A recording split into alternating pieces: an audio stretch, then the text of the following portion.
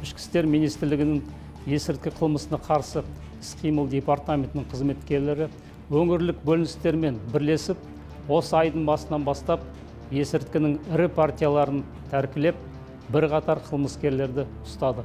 Синтетикалық есірткі өндіретін 2 есірткі зертханасы жойылды.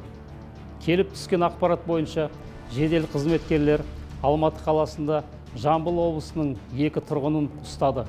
Олардың автокөлігінің салонында 152 килограмм гашиш табылып, тәркіленді. Алматы полицейлері қаланың 24 жастағы тұрғынын ұстады. Оның көлігінде жасырып сатуға дайындалған 1 килограммнан астам психотроптық зат мефедрон табылды. Семейлік полицейлер интернет дүкенінің есірткі жасырушы болып жұмыс істейтін Павлодар облысының 2 тұрғынын құрықтады. Олардан 1 килограмм альфа-ПВП психотроптық заты тәркіленді. Есірткі зертханасын ұйымдастырған үшін Алматы қаласының тұрғыны ұсталды.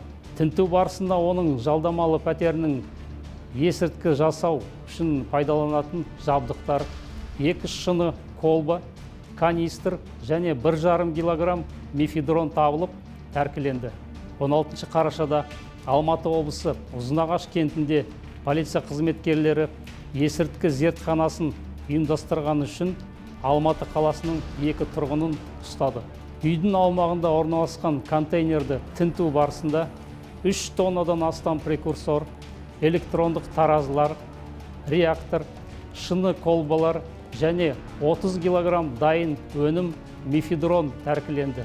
Қараша айынан бастап Ішкі істер министрлігінің есірткі қылмысына қарсы күрес бөлімшелерінің қызметкерлері заңсыз айналымнан 208 килограмм түрлі есірткі заттарын тәркіледі.